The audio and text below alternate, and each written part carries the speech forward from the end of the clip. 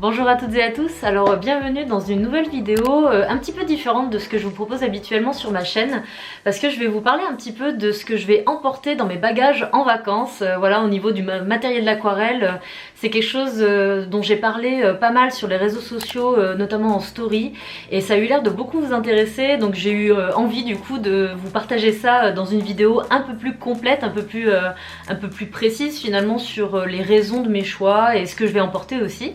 Donc voilà, j'ai parlé déjà de la palette d'aquarelle et des pinceaux, mais je vais aller un petit peu plus loin et vous montrer vraiment la totalité de ce que je pense pouvoir, vouloir plutôt emporter. Alors vous m'en voudrez pas, hein, j'ai rien préparé là pour la vidéo, je vous fais ça un petit peu spontanément du coup, et je vais essayer de vous parler un petit peu de tout ça, et puis n'hésitez pas à me poser vos questions en commentaire si vous en avez, si vous avez besoin de précision, ou même si vous avez envie de partager vos propres critères en fait de choix de matériel pour les vacances.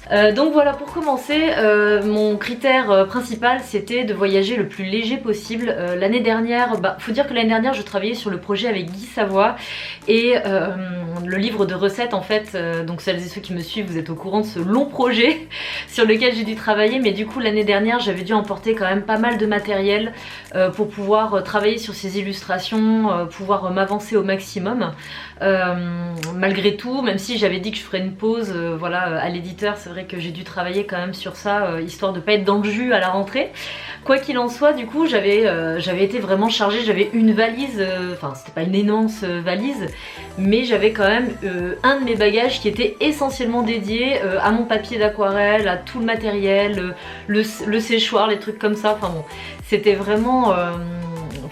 j'avais vraiment tout ce qu'il me fallait, mais bon du coup c'était un petit peu encombrant.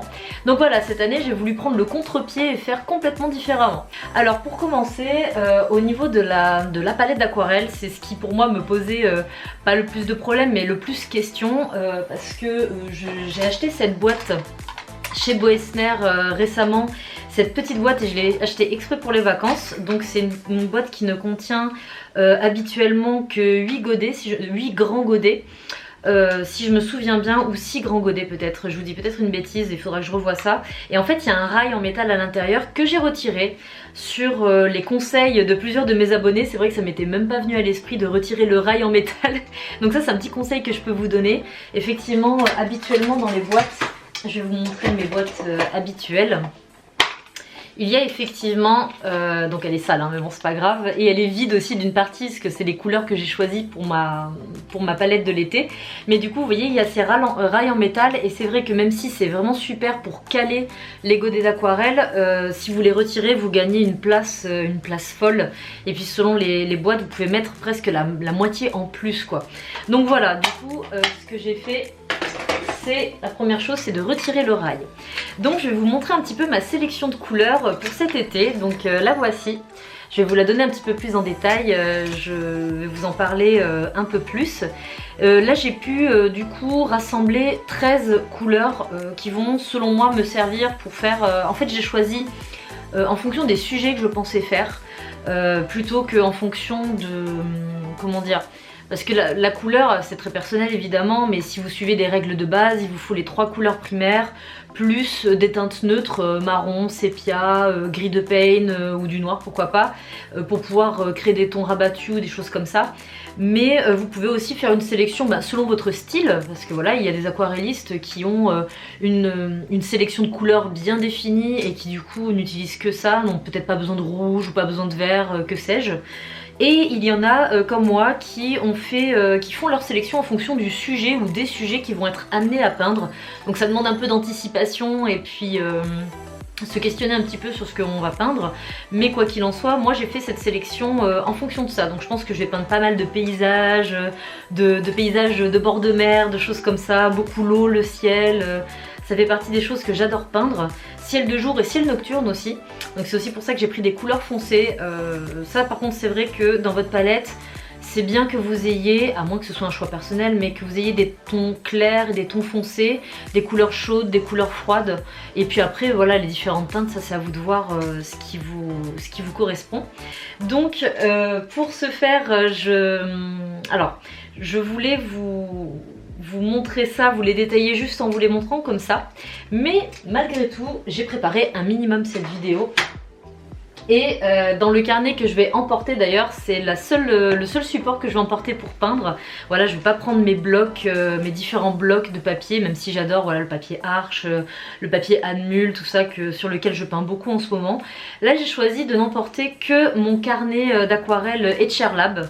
Voilà, que celles et ceux qui me suivent, que ce soit sur YouTube ou sur les réseaux sociaux, vous l'avez beaucoup vu en fait, je m'en suis pas mal servi. En fait j'ai renoué avec le plaisir de peindre dans les carnets d'aquarelle parce que ça c'est vrai que ça faisait des années que j'avais pas peint dans un carnet. Et donc j'ai fait une petite page qui me servira d'introduction pour l'été où j'ai fait un petit nuancier avec justement les couleurs que je vous ai montrées là. Voilà, ce sont les couleurs que j'ai fait ici. Si vous voulez savoir comment on fait ce type de nuancier, je vous invite à regarder la vidéo, voilà je vous mets le lien ici, pour voir comment on fait. C'est très simple hein, et c'est vachement utile, ça permet de voir un peu l'étendue. Même s'il n'y a pas les sous-teintes désaturées, des choses comme ça, mais ça permet d'avoir un premier aperçu des différents mélanges que vous pouvez obtenir, des différentes teintes à partir d'un choix restreint finalement de couleurs. Donc je vous montrerai ça d'un petit peu plus près dans la vidéo, je vous ferai des petits aperçus plus près.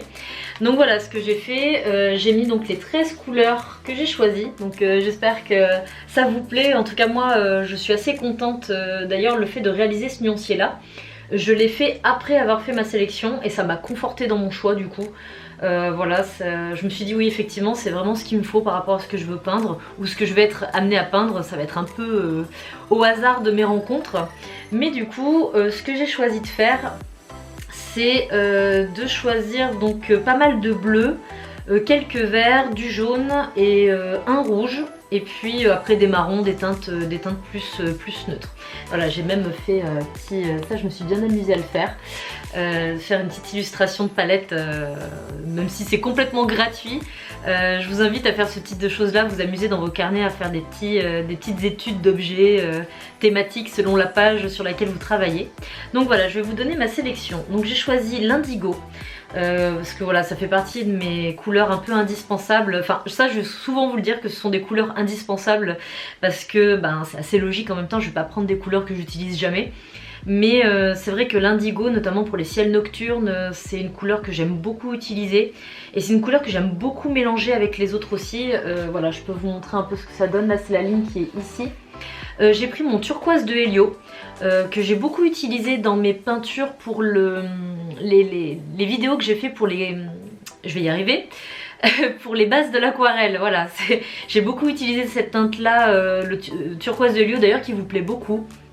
À chaque fois quand je l'utilise dans une vidéo c'est ah ce bleu est trop beau, donc c'est pour ça aussi que je l'ai choisi. J'utilise beaucoup pour faire l'eau. Voilà, je trouve que c'est une teinte qui est vraiment magnifique et qui garde une belle intensité quand elle sèche. Ça c'est très important aussi de prendre des pigments qui ont une belle intensité une fois sec aussi. J'ai pris mon turquoise de cobalt. Voilà, donc c'est cette couleur là que certains ont découvert récemment du coup dans mes derniers posts. Et cette couleur là c'est vrai qu'elle est très belle. Elle est granuleuse, enfin granulée. C'est pas une super granulée, parce que vous avez pu voir sur ma chaîne que j'ai testé les couleurs super granuleuses de Schmink. Mais là c'est pas le cas, elle est juste granulée. Donc ça permet vraiment d'avoir des rendus assez texturés. C'est une belle couleur qui est assez couvrante et je la trouve super belle. J'ai pris une couleur que j'ai récemment achetée, c'est le bleu montagne. Le bleu montagne qui est une couleur qui m'a pas mal servi là récemment pour faire des illustrations pour une commande notamment, et puis pour les ciels aussi. Ça fait une couleur bleu ciel assez douce, assez pastel, et je l'ai déjà pas mal utilisé. Ensuite mon jaune de Naples, alors ça c'est mon indispensable des indispensables. Franchement au début je crois qu'elle était dans ma palette de base, hein. Je crois qu'elle faisait partie des couleurs qu'il y avait déjà dans la palette quand je l'avais achetée toute prête. Et au début je savais pas trop quoi en faire, je vous avoue c'est un jaune un petit peu pastel, un jaune ocre légèrement clair quoi, enfin même pas légèrement, il est assez clair. Et au début je savais pas trop comment l'utiliser, et finalement là franchement les dernières aquarelles que je me souvienne, il n'y en a pas une que je n'ai pas faite sans l'utiliser, soit tout seul, soit en mélange. Et puis pour faire le sable par exemple l'été, je vous donne ma petite utilisation, je l'utilise beaucoup pour faire la plage. Voilà, et surtout en mélange avec des couleurs que je veux rendre un peu plus pastel, un peu plus douce. Voilà, je la mélange beaucoup. Ensuite mon brin de spinel qui est une sorte de marron caramel assez chaud que j'utilise beaucoup avec mon jaune de Naples pour faire la plage, notamment l'été, puis pour faire la végétation. Voilà, c'est vraiment une superbe couleur. Je l'utilise beaucoup aussi pour faire l'effet bois. voilà, avec les veines du bois, tout ça que certains aiment beaucoup quand je le fais. J'ai pris un jaune cadmium clair, donc ça c'est un peu un jaune... pour moi c'est comme, voilà, c'est un jaune primaire quoi. Pour moi il me fallait quand même une teinte de jaune assez pétante, parce que si je veux faire des ciels, par exemple des couchers de soleil ou des choses comme ça, pour avoir une belle luminosité, il faut quand même avoir des couleurs assez vives pour avoir une belle luminosité. Donc c'est pour ça que je l'ai pris, mais sinon habituellement c'est pas forcément une couleur que j'utilise beaucoup. Ensuite j'ai pris mon jaune Turner. Qui est un jaune beaucoup plus chaud. Je l'ai pris parce que je le trouve très beau, puis en plus c'est en petit godet donc ça prend pas beaucoup de place dans ma palette. J'ai pris du vert oxyde de chrome. Ça c'est un vert que j'aime beaucoup. Pareil au début, je l'ai acheté d'ailleurs en petit godet parce que je savais pas trop s'il allait me servir dans mes aquarelles. Et voilà, je l'ai pris parce que je l'utilise beaucoup dans ma végétation. C'est une couleur assez crémeuse qui me permet de faire de beaux effets. Mélangé avec le vert de mai que j'ai mis aussi dans ma palette. Du coup je trouve que c'est les deux verts, j'en ai beaucoup. J'ai aussi le vert de vessie que j'aime beaucoup, le vert olive, tout ça que j'utilise énormément. Mais ces deux verts là, j'ai remarqué que dans mes dernières illustrations, c'est vraiment les deux que j'utilise le plus. Donc voilà, c'est pour ça que je les ai pris. Après en mélangeant du bleu et du jaune, je peux très bien obtenir des verts. Mais bon, voilà, je me suis permise de prendre ces deux verts là pour gagner du temps aussi. J'ai pris en rouge un seul, j'ai pris mon carmin permanent. Certains d'ailleurs m'ont demandé en story pourquoi j'avais pas pris de rose. En fait pour moi ça c'est une sorte de rose. En fait c'est un rose foncé, le carmin permanent chez Schmink. Et c'est vrai que j'utilise pas de rose opéra, de choses comme ça. Je peins pas beaucoup de fleurs par exemple. Qu'est-ce qui pourrait être rose? Après bon, il y a des objets évidemment, mais dans les paysages, en tout cas là où je vais, c'est plutôt du vert, du bleu, du jaune, de l'ocre et du marron que je vais retrouver. Pas forcément des couleurs comme le rouge. Après si je fais des ciels nocturnes, des couchers de soleil comme je vous le disais tout à l'heure, c'est vrai que ça par contre là ça va m'être utile. Donc c'est pour ça que je l'ai pris, et de tous mes rouges c'est celui que j'utilise le plus. Ensuite j'ai pris mon brun sépia. Que j'utilise pas souvent tel quel, mais que j'utilise pour faire ce que j'appelle, voilà, des tons rabattus. Donc c'est quand vous prenez une teinte, une couleur, peu importe laquelle, et avec laquelle vous mélangez avec un gris ou un sépia. Ça vous permet, voilà, de casser en fait l'intensité de votre couleur. Et voilà, du coup c'est aussi pour ça que j'ai utilisé, ce que j'utilise beaucoup pour faire les ombres, un peu comme l'indigo d'ailleurs, selon la tonalité de ma peinture, je vais les utiliser pour faire les ombres notamment. Et puis tout ce qui est végétation, les pierres, les choses comme ça, le sol aussi, ça peut être vachement utile. Et enfin mon gris de Pain, qui fait partie des...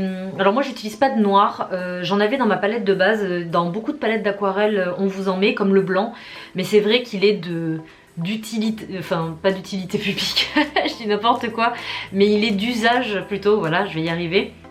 Il est d'usage dans le monde des aquarellistes de ne pas trop utiliser le blanc parce que ça va être pour faire des ajouts, des choses comme ça. Alors bon, après moi j'ai pas spécialement de... Je suis pas, comment dire, absolue en la matière. Si j'ai besoin d'ajouter du blanc je vais le rajouter, mais ça va être plutôt de l'encre à dessin. Mais le noir c'est vrai que je l'utilise jamais, j'utilise plutôt du gris de Pain, je trouve que c'est beaucoup plus subtil, et celui de chez Schmink il est vraiment magnifique, il a une belle diffusion, il est hyper harmonieux quand il sèche, il garde une belle intensité, donc c'est vraiment une couleur que j'aime beaucoup. Donc voilà pour ce qui est de l'aquarelle. Donc comme je vous le disais, j'ai pris mon carnet Etcherlab parce que j'ai pas envie de m'encombrer avec des blocs qui risquent en plus de s'abîmer dans le voyage et tout, donc voilà, ça va me permettre de le compléter parce que j'ai déjà pas mal utilisé, donc j'ai hâte de le compléter et puis de vous faire pourquoi pas une vidéo où je vous montrerai un petit peu tout ce que j'ai fait.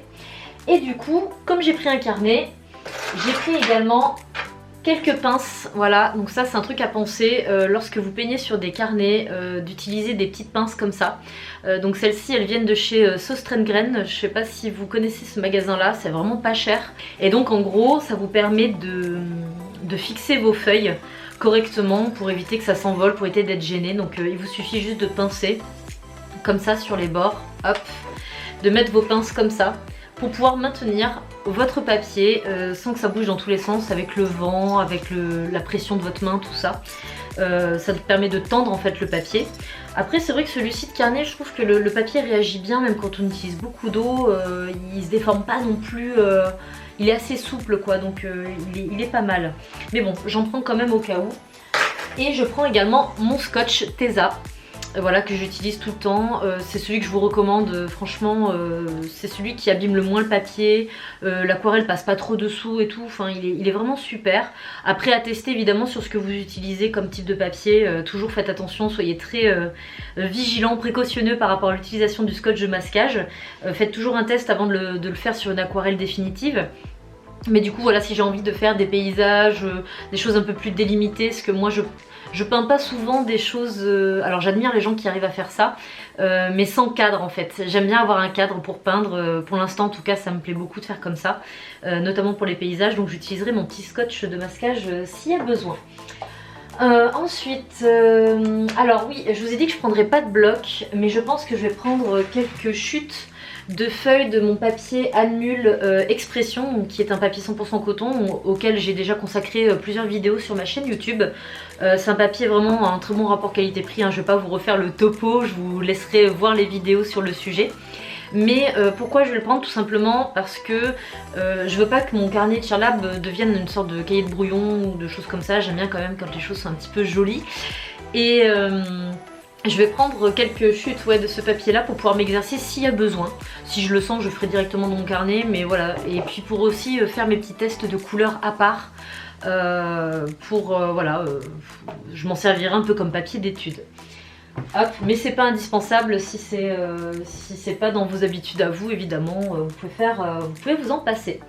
Ensuite, pour continuer, donc comme je vous l'ai dit, j'ai pas préparé, hein, donc je tâtonne un petit peu dans mes présentations.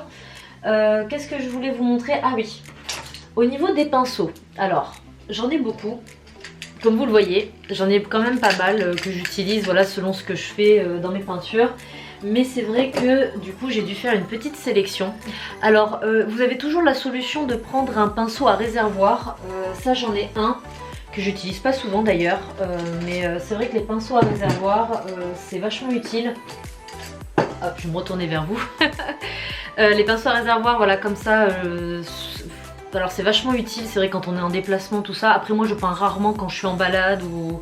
J'aime bien mon petit confort, mais c'est vrai qu'il y en a qui maîtrisent super bien ce type d'outil. Moi je galère un petit peu, c'est pas trop mon truc. Il faudra vraiment que je m'y mette un jour en fait pour voir quelles sont les possibilités, qu'est-ce que ça pourrait m'apporter par rapport aux autres types de matériel que j'utilise. Mais bon, vous avez toujours la possibilité d'utiliser ce type de choses, donc ça c'est un peu tout en un quoi. C'est une pointe, vous voyez, style pinceau à la vie. Voilà, donc ça vous permet aussi d'éviter de vous encombrer avec un gobelet d'eau aussi. Parce que ça, je vais pas l'emporter, du coup je le ferai avec ce que j'ai sur place. Donc voilà, le pinceau à réservoir. Mais sinon, du coup, j'ai fait une petite sélection de pinceaux qui, je pense, me suffira pour faire à peu près tout ce que j'ai envie de faire. À commencer par le pinceau à la vie. Donc celui-ci que je vous ai beaucoup présenté et que beaucoup d'aquarellistes utilisent. Donc c'est le pinceau Raphaël Soft Aqua, qui est un pinceau à la vie, voilà, qui est ultra polyvalent. Pareil, j'en ai beaucoup parlé dans ma vidéo de présentation sur les différents types de pinceaux. Et avec celui-ci, si je devais en emporter qu'un, si voilà, j'étais vraiment ric-rac au niveau de la place et que je devais en emporter qu'un, je prendrais que celui-ci. Voilà, que je trouve hyper pratique, que l'on fasse des choses assez minutieuses ou des choses assez grandes, il me permet vraiment de tout faire. Ensuite j'ai pris aussi donc plus 3 pinceaux assez précis. Ça c'est lié à ma pratique personnelle puisque celles et ceux qui me suivent, voilà, encore une fois, vous savez que j'aime bien les choses un peu minutieuses, un peu précises. Je suis un peu une acharnée là-dessus. Mais du coup j'ai pris 3 pinceaux assez précis. À commencer par le Raphaël Précision, voilà, que j'en ai pas mal parlé aussi. Je reste fidèle à mes classiques, même si j'ai découvert pas mal de nouveaux pinceaux qui me plaisent beaucoup, mais ça fait partie de mes basiques, qui est un pinceau beaucoup plus nerveux que les pinceaux à la vie. Donc c'est un pinceau à bourron, un peu pointu évidemment parce que c'est fait pour faire des choses précises, mais il est un peu nerveux et ça me permet notamment de faire des retraits parce que voilà, quand il faut frotter un peu le papier, j'ai besoin que le pinceau soit un peu nerveux et du coup j'utilise celui-ci. Ensuite je vais vous montrer ces deux là, donc c'est un Raphaël KRL, donc je vous mettrai les références en barre d'infos. Donc celui-ci c'est un pinceau rond, hyper fin, hyper précis, qui me permet de faire des tracés vraiment hyper bien définis, très détaillés. Et celui-ci qui est un pinceau de retouche ou de repique, je vais essayer de vous faire la mise au point. Alors ils sont vraiment différents des pinceaux à bourron parce que la touffe est beaucoup plus courte et je sais pas, il y a des choses que je ne fais qu'avec ces pinceaux là et que je ne fais pas avec ceux-là. Donc vraiment très petits détails et c'est des pinceaux aussi qui ont... Celui-ci il est en poil naturel, c'est le seul que j'utilise en poil naturel là de ce que je vais emporter. Les autres sont synthétiques, je préfère évidemment, c'est quand même mieux. Mais c'est vrai que la contenance en eau du coup est vraiment intéressante malgré sa petite taille en fait. Donc voilà, ça je sais que je vais souvent m'en servir. Ensuite en termes de pinceau, un truc à pas oublier, c'est vous prenez votre fluide de masquage, parce que ça je vais le prendre par contre. Mon fluide de masquage, le Schmink, en plus celui-ci il est en petit format, donc ça fait partie des choses que j'utilise vraiment très régulièrement dans mes aquarelles. Mais du coup pensez à prévoir aussi un pinceau pour pouvoir appliquer le fluide de masquage, parce que ça, si vous voulez tuer vos pinceaux d'aquarelle, la meilleure façon c'est de les utiliser avec du fluide de masquage. Donc il existe différentes astuces pour protéger un peu quand même vos pinceaux un minimum, avec du liquide vaisselle, des choses comme ça. Mais bon, c'est quand même mieux d'utiliser des pinceaux que vous n'utilisez plus pour l'aquarelle. Voilà, l'idée c'est vraiment de le rincer le plus vite possible. Mais donc voilà, fluide de masquage et pinceau applicateur prévu pour ça. Ensuite, je vais prendre mon petit chiffon. Quand même, parce que même si je peux en trouver sur place, bon ça prend pas de place, c'est léger, voilà. Je prends mon petit chiffon en coton que j'utilise tout le temps pour absorber le surplus d'eau de mon pinceau. Vous pouvez aussi utiliser des petites éponges, voilà, les petites éponges que vous humidifiez légèrement et il vous suffit de les poser sur la table et en fait d'essuyer votre pinceau dessus, ça peut faire office de petit chiffon aussi. Donc ça c'est une petite astuce que je peux vous partager, je viens juste d'y penser. Ensuite, en termes de matériel, je vais aussi prendre mon encre à dessin Winsor & Newton pour faire les petits ajouts de blanc. Comme je vous le disais tout à l'heure, même si normalement à l'aquarelle on n'utilise pas le blanc, il suffit en fait de faire des réserves sur le papier. Moi personnellement je suis pas spécialement, rigoriste en la matière, voilà, je laisse chacun faire comme il le sent. D'ailleurs même Turner qui était un grand aquarelliste, parmi les plus grands d'ailleurs, faisait des ajouts de blanc à la gouache d'ailleurs dans ses aquarelles, donc bon. Chacun fait ce qu'il veut en fonction de ses besoins. Et moi j'utilise du coup l'encre à dessin de chez Winsor & Newton, que voilà pareil je vous en ai beaucoup parlé, comme en fait tout ce que je vous montre ici c'est des choses dont je vous ai beaucoup parlé évidemment. Je vais pas changer du jour au lendemain mon matériel. Et c'est une encre que je trouve hyper couvrante, c'est mieux que de la gouache quand on veut quelque chose de vraiment, vraiment net en termes de rendu. Donc c'est une encre que je peux vraiment vous conseiller si vous voulez faire des ajouts blancs par exemple pour l'écume des vagues, et pour faire des projections aussi par exemple pour les ciels nocturnes quand je veux faire des étoiles, des choses comme ça. J'utilise ça en fait en projection et ça marche super bien. Ensuite au niveau du matériel, qu'est-ce que je vois? Ah oui, je vais prendre une de mes petites pipettes parce que ça... En plus il va faire chaud, déjà je l'ai vu pas mal sur les réseaux sociaux, ceux qui font de l'aquarelle là commencent déjà à subir un peu les désagréments de la chaleur lorsque l'on peint, notamment à l'extérieur, même à l'intérieur de toute façon ça change pas grand chose. C'est que l'aquarelle sèche très vite et moi ma pipette je m'en sers aussi pour humidifier mes godets, humidifier ma palette, voilà ça me fait gagner du temps, ça évite de trop user mes pinceaux aussi à frotter, à réhumidifier mes godets. Donc voilà j'utilise ma petite pipette, ça c'est... Et ça me permet aussi un autre truc, je l'utilise notamment quand j'ai besoin d'avoir une grosse quantité de lavis, de jus en fait, ça me permet de gagner du temps, de pas voilà, passer sans arrêt entre mon pinceau et l'eau. Donc je mets une grande dose d'eau et puis après j'augmente la quantité de pigment en fonction de mes besoins. Donc voilà, ça c'est très pratique. Ça vous pouvez l'acheter chez Boessner d'ailleurs, ce type de pipette là, ou voilà dans les magasins divers et variés, voilà si ça vous intéresse. Alors je reprends parce que ma caméra est tombée en rate de batterie, c'est un truc de débutant, bon c'est pas grave. Je vais reprendre là où j'en étais, j'allais vous parler du matériel de dessin que j'allais emporter parce que voilà vous savez que moi je dessine pas mal, enfin c'est souvent une étape par laquelle je passe avant d'aquareller. Donc je vais prendre vraiment le minimum, hein. Je prends mon Critérium, donc celui-ci que j'ai acheté récemment, celui de la marque Tombow. Je vous mettrai pareil les références en barre d'infos, et mon stylo gomme, voilà, donc j'en ai deux, hein. Je vais prendre celui qui a la gomme carrée parce qu'il est assez précis. J'en ai un plus fin encore mais c'est pas forcément nécessaire, surtout que avec mon Critérium j'ai aussi une gomme plus fine. Donc ça sera largement suffisant. Et puis je prends également une gomme, vous devez vous dire elle fait que gommer en fait. Non, et je prends aussi une plus grande gomme parce que si j'ai besoin sur une plus grande surface, tout ça, voilà. Ensuite, qu'est-ce que j'ai oublié de vous montrer? Ah oui, je vais vous parler un petit peu du transport et notamment de protéger en fait votre matériel. Alors bon, en ce qui concerne le carnet, la boîte d'aquarelle, tout ça, bon, il n'y aura pas de souci. D'ailleurs je vous ai pas dit mais je prends pas de palette en céramique céramique non plus. Je vais essayer de me contenter de la petite palette que j'ai là. Au pire, si j'ai besoin de vraiment beaucoup de place, ben, je peux retirer les godets et en fait utiliser aussi le centre de la palette si vraiment j'ai besoin de m'étaler un petit peu.